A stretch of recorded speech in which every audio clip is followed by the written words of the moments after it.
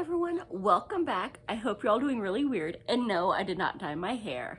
This is just still drying. I just got out of the shower and decided to do the January wrap-up video for y'all. And we're just gonna do this chronologically. Like, I've got a notebook here because I cannot remember all 15 books that I read. So we're just gonna do like a brief summary, and I will link down in descriptions the books that I've already done full reviews for. And most of them I should be able to, like within the next week or so, get to doing reviews of them as well. So, to start off, we had Stars Above by Marissa Meyer. And this is just like a short story anthology in her Lunar Chronicles series. So basically, like, if Harry Potter and Disney had a baby, this is what you would get. Like, just awesome futuristic princesses that can take care of their own business, and there's a little romance, there's some magic, there's good versus evil wars. It's freaking amazing. If you haven't read the Lunar Chronicles already, or actually Heartless by Marissa Meyer as well, I'm sorry, but dude, run out, go get it. It's so much freaking fun. It's space princesses and werewolves and magic. It's amazing. And then, of course, I read like the Aryan Agenda or Atlantean Artifact, depends on if you find this on Amazon or somewhere else. This is by Nick Thacker, and it is the 6th book in the Harvey Bennett series on Kindle. And it's exactly what it sounds like. There's a reason there's 2 titles. This is an action-packed, trying to take out, like, the Atlanteans that are, like, the new freaking Nazis, basically. And it's just traveling the world, sass, getting into fights, and I would have done the ending a little bit differently, though it did leave on a nice cliffhanger. I just wish they had done their main villain of that book more dirty, because, oh, I would have gone full redhead on that trash. And, like, she was a freaking idiot, and just, she could have been undone by her own evil experiments, and I would have loved to see it. But that's about my only complaint on that particular one. And then, of course, I read The Bounty by Janet Ivanovich.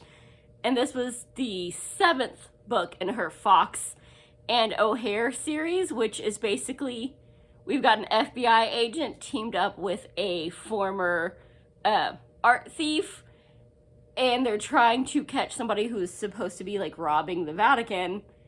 And it turns out to be Nick's dad, who is kind of like, he's the bad guy to stop the really bad guys from robbing the place.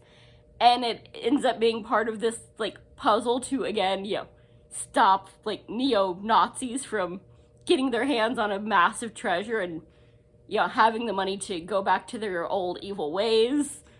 And there's all kinds of sass and almost, like, romance. Like, I don't know if I want to hook up with you or beat the crap out of you. Yeah, it's not as funny as some of the other ones, but it made me smile and kind of giggle, and it's action-packed. I'm slowly picking up other parts of the series. It's so much freaking fun. I also read Hunted by A.D. Starling, and it's part of the 17 series on Kindle. And this one, I will probably just do a short of and not a full review. It had potential, but I think it started off too high for me. I mean, the first sentence was, and so, after my 14th death, like, what? That's, you setting up some good stuff here. And it was a ton of action, and we've got magic and, basically a war between immortal factions and humans getting caught in the crossfire and betrayals and friendships and revelations, and it's definitely good. Like, I can't say anything bad about it. It just started me up like, oh, this is gonna be freaking amazing, and at times it just kind of felt like middle of the road-ish. But by all means, like, if you want magic and non-stop action, go friggin' check this one out. He's got several series that I noticed on Kindle that I might have to check out later. Like, there's something about, like, a hellhound that you better rub his belly. but you better stop when he tells you to. So yeah, I'm kind of curious about that one. And then we had, my favorite books that I read in January were by Barbara Anino, and these are foul-mouthed from the title on. It's the Ever After trilogy, and I really want the friggin' third one that ain't out yet. It's Bitches of Ever After and the Bitches of Enchantment. And it is exactly what you think. We have, these 5 princesses that don't know they're princesses anymore because they have been cursed and taken out of the land of enchantment and brought to, like, this small town that they can't leave. They don't know they're princesses because nobody in the town knows that they're magical creatures, that they know each other. They think they're just small town, regular, powerless humans. And it's all because of jealous Red Riding Hood, who is apparently not actually working by herself, as we find out. And oh, I love it. We've got our 5 main princesses, with Snow White as, the queen of queens, and apparently has done something heinous, which she ain't sorry about, as she proudly tells her therapist. And we have Belle, Sleeping Beauty, Cinderella, and Rapunzel, and they are all now foul-mouthed, violent criminals, and I freaking love it. And it's so much fun, and we get more characters as the series goes along. We get to see Ariel and Tinkerbell. We get, Dorothy leading up to, we're gonna go into Oz in the final book, I'm pretty sure, and that's gonna be fun. So yeah, definitely, if you like, Disney, and you liked that, their version of a soap opera, Once Upon a Time, but you wanted a little bit more foul-mouthed adult, go freaking get these. They're so good. I read both in a weekend.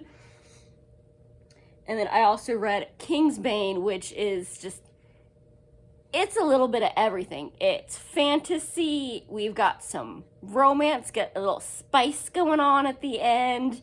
There's time travel, betrayals, murderous angels. We finally get to see, we knew Raelle was going to turn evil, but we get to see, what pushed her from beloved Sun Queen to evil Blood Queen. And, oh, it's good. I need the friggin' Lightbringer, which is the, finale of this Imperium trilogy. Oh, it was fun. I mean, it's a long book. It took me about 2 weeks because it's 600 something pages, but it was worth it. There is a little bit every now and then you're like, what the heck? But, oh, it's fun. It's, like I said, dude, it's high fantasy and time travel and evil angels. How is that not, usually you think angels and you're like, oh, they're so good. It's like, no, these are jealous hussies trying to wipe out humanity for daring to be in their world. So, yeah, it's good. And then there was The Witches of Scotland by Stephen Aitchison. And this was another one I found on Kindle that I wanted to love it. I mean, it's witches and magic in Scotland. But it felt like it was any small town in America, and their witchiness was more of we can astral project ourselves and kind of Inception level spy on people. I wanted something completely different than what it turned out to be.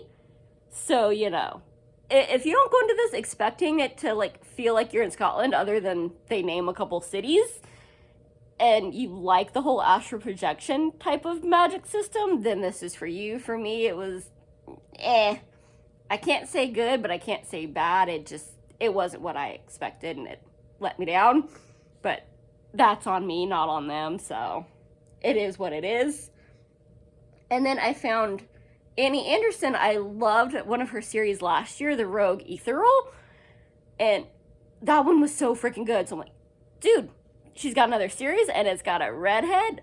Oh yeah, I'm going for this. And it's another one that I don't love it, but I don't hate it. It just wasn't my style. It's a urban fantasy kind of paranormal romance, and I loved the sass. I love the idea of it because it's basically our main character has been treated like crap by her family and essentially gotten a new human family that's kind of adopted her. But the reason her family treats her like crap is because if anyone does magic around her, it literally like blows up. Magic cannot be done around her. And so she's a witch, but she's powerless because she can't do magic. She can't be around it. And her family's, we are old, Savannah magic family. Hoity-toity, Southern as all get out. And they are pure freaking evil. And she gets blamed for somebody else doing something stupid around her. And find out that, oh, there's all kinds of crap going on. But, like, the plot of it, I freaking love. It's magic. We have betrayals. We got family drama. We got chicks just knocking it out of the park. We get to beat on some bad guys. But also it's a lot of, oh my god, we're in love from the first sighting. And, well, we banged, so, like, yeah, that's meant it. We're totally in love, because otherwise we wouldn't have on, like, our first meeting. And, yeah, so we got a witch and a werewolf hooking up. And, oh, she's pissed, because apparently banging to a werewolf means we got married. And he forgot to tell her that before he did. And, like, half the book is just them going at it. So, if you want spicy, this is for you. If you want the plot, try one of our other series. But it's the Wrong Witch series, and it's the two that I read were Spells and Slip-Ups and Magic and Mayhem, and they do keep leaving on cliffhangers that I want to follow up on, but I know that's only going to be like 50% of the book, and I want it more like 75% of the book at least. And I also read Alice in Zombieland by Dina Showalter, and this was very much, it's a young adult book, and at times you can definitely tell. I think if I was younger, I would have freaking loved it, because I remember those days of, oh my god, he's so cute, first crush kind of deal. And, like, we definitely, it continues throughout, like, the first part of the book is very dark and setting up for exactly what it sounds like by that name. And then we get the whole teenage crush, high school cliquey crap.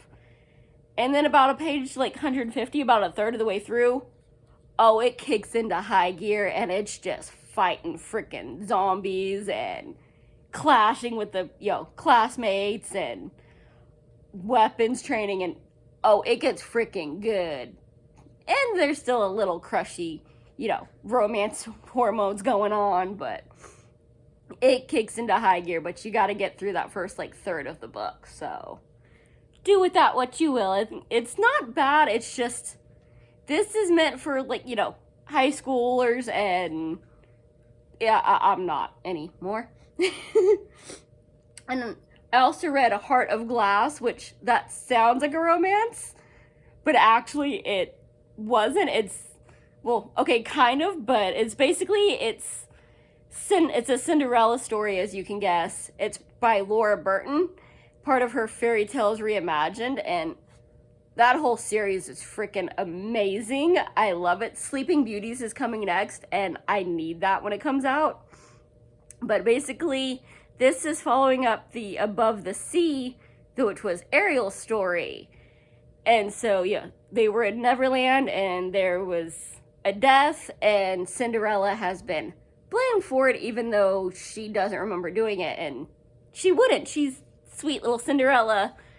But, essentially Hook has been sent from the underworld, because he's Hades' son and the biggest, like, most badass soul retrieval, and he's bound and determined he's gonna get her.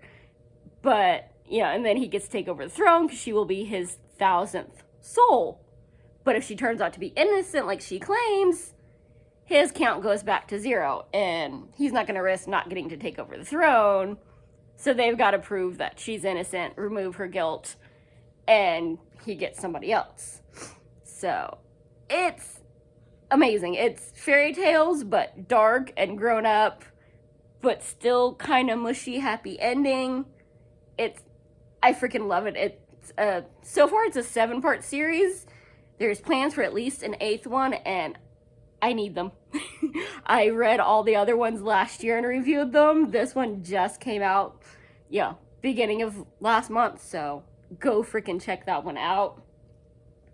Book of Bones, which actually I just posted the review for the weekend, is another Nick Thacker one. It's a follow-up to the Aryan Agenda one, but I love the action. I want to see this as a movie. The editing, though, it knocked it to 3 stars because it made me so freaking mad. They really need to streamline that and clear some things up, because sometimes we weren't sure if it was the same bad guy, if it was a different faction. We just know there's some dude with a gun doing something wrong. Is there? It's like, are you backstabbing your boss? Are you a different group? Are you the same guy? I don't know. And why is this idiot not knowing what the heck is going on? There's just, but it was nonstop freaking action and some intrigue, and we've got Freemasons and the church involved in all this, and somehow tying back to like the ancient Inca, and the plot was freaking amazing. It's just the editing that made me really mad. And there was The Great Zoo of China by Matthew Riley, and basically if you want Jurassic Park but with dragons and an excuse to take pot shots at China, this is the book for you. Like, they straight up even admit this. Like, early on, one of the characters, when they first see the zoo and are told that it's dragons, goes, this would be awesome, except for, have any of y'all ever seen Jurassic Park? We know how this ends. And he ain't wrong. I mean, dude, it's dragons in China with a bunch of, like, politicians and, like, high-profile journalists and stuff. What the heck do you think is going to happen? And it happens, but in constantly different, fun ways. And then the last one I read, actually kicking off the Greek mythology thing, was Key of Apollo by R.D. Brady. And this is parts of the Gates of Artemis trilogy. And basically, we have the, it's Artemis, it's Greek mythology. And we have a girl that apparently has powers and ties to Artemis that had no idea. She was just this poor, kicked around foster kid, and then everything changes and she gets a home and she gets powers and gets dragged into this whole other world that needs saving. And I started the 3rd book already, and I just found this last week. So yeah, go on Kindle Unlimited, go freaking check this out, and I hope there's something in this list that you love, and now you've gone and found a new book, and I will see you soon. Bye. Happy reading.